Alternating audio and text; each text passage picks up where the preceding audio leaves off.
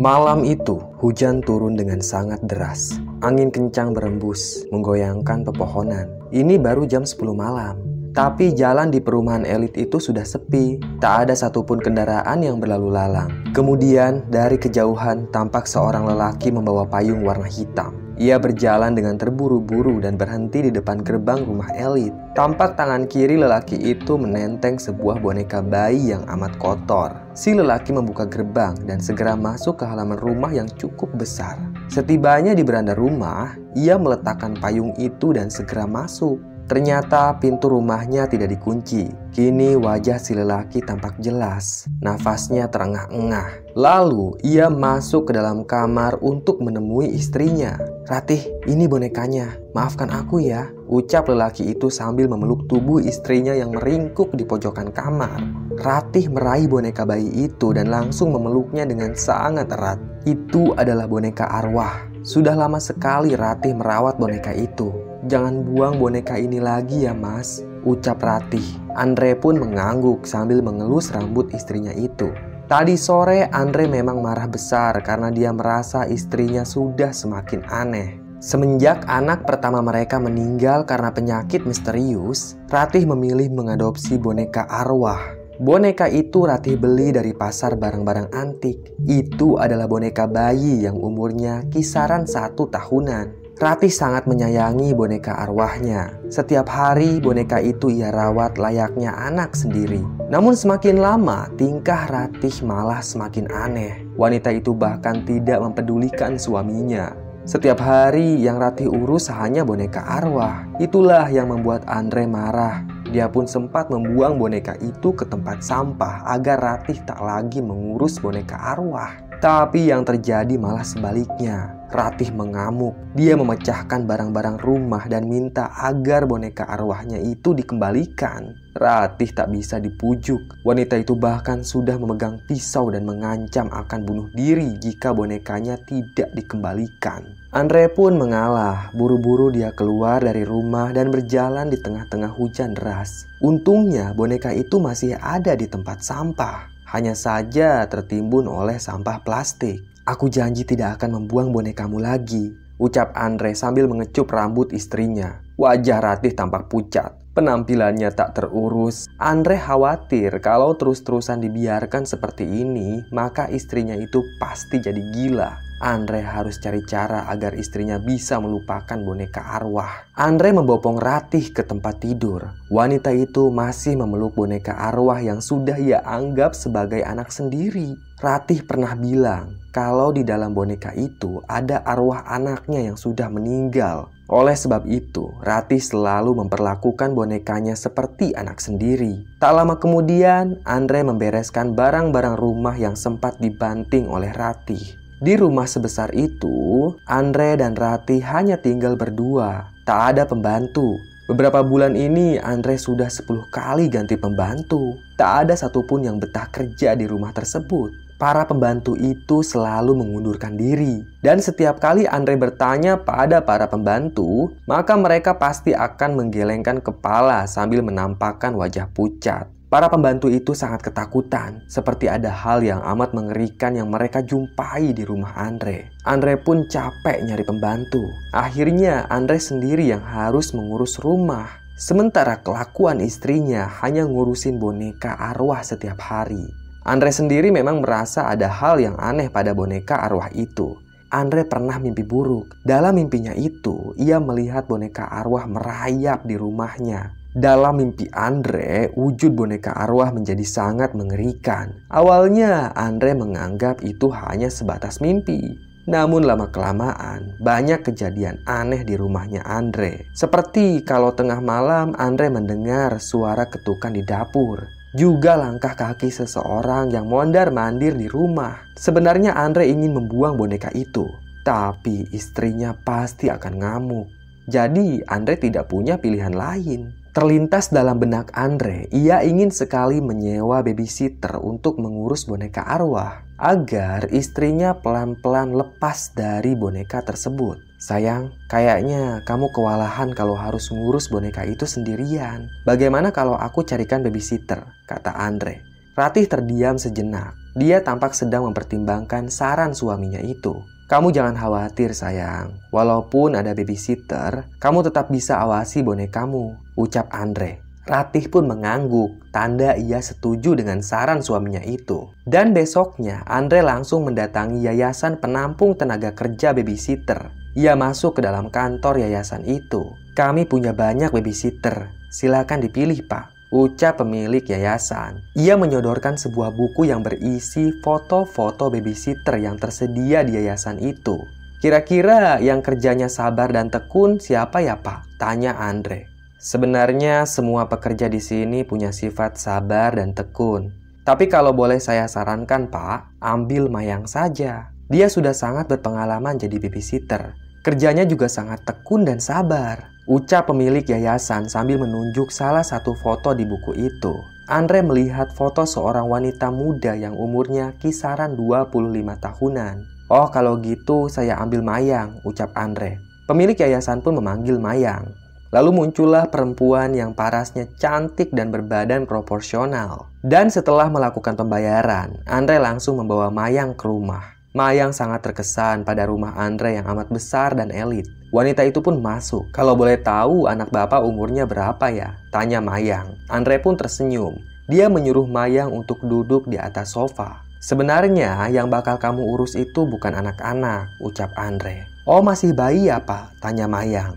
Andre menggelengkan kepala. "Lalu apa Pak?" tanya Mayang sambil mengerutkan keningnya. "Boneka. Kamu akan merawat boneka," ucap Andre. "Kamu jangan khawatir, aku akan kasih gaji tambahan asal kau mau mengurus boneka istriku," ucap Andre. Kemudian terdengar suara pintu yang dibuka. Dari dalam kamar muncullah Ratih yang berpenampilan kusut. Wajahnya pucat, daster yang ia pakai juga lecek, rambutnya acak-acakan. Ratih mengais sebuah boneka arwah yang sudah ia anggap sebagai anaknya sendiri. Ratih pun duduk di samping suaminya. "Ini istriku dan ini boneka yang akan kau rawat.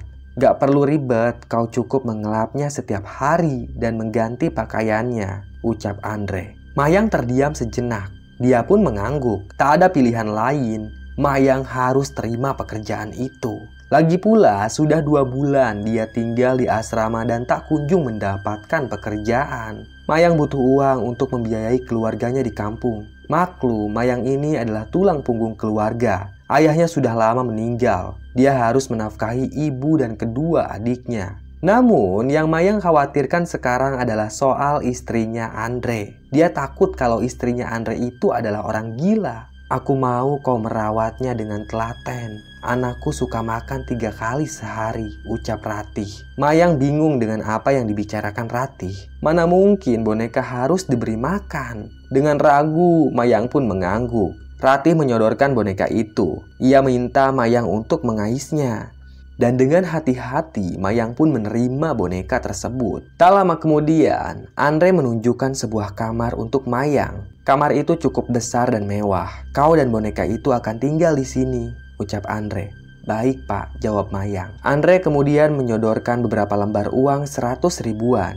"Ini uang bonus dariku," ucap Andre. Mayang menerima uang itu dan mengucapkan terima kasih. Kemudian Mayang masuk ke dalam kamar. Sesekali Ratih menengok boneka itu. Ia juga sering menggendongnya. Minggu pertama Mayang bekerja, ia tidak mengalami kejadian aneh apapun. Boneka itu Mayang rawat layaknya seperti bayi sungguhan. Ia harus mengganti baju boneka itu dan bahkan mengganti popok. Setiap hari Mayang disuruh menyuapi boneka. Padahal boneka arwah tak bisa makan sama sekali.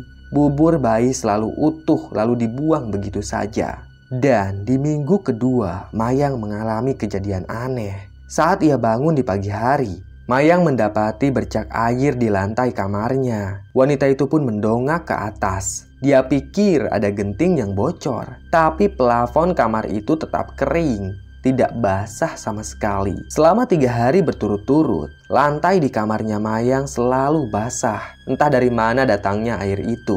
Mayang sudah lapor pada Andre. Segera Andre memanggil tukang untuk mengecek atap rumahnya. Tapi tidak ada yang bocor sama sekali. Kemudian di hari berikutnya, Mayang mendapati bubur bayi berceceran di kamar itu. Mayang heran siapa yang melakukan semua ini. Dan karena penasaran, malamnya Mayang begadang. Dia ingin tahu ada apa sebenarnya di rumah Andre. Singkat cerita, jam 1 dini hari, Mayang mulai ngantuk. Kedua matanya sendu.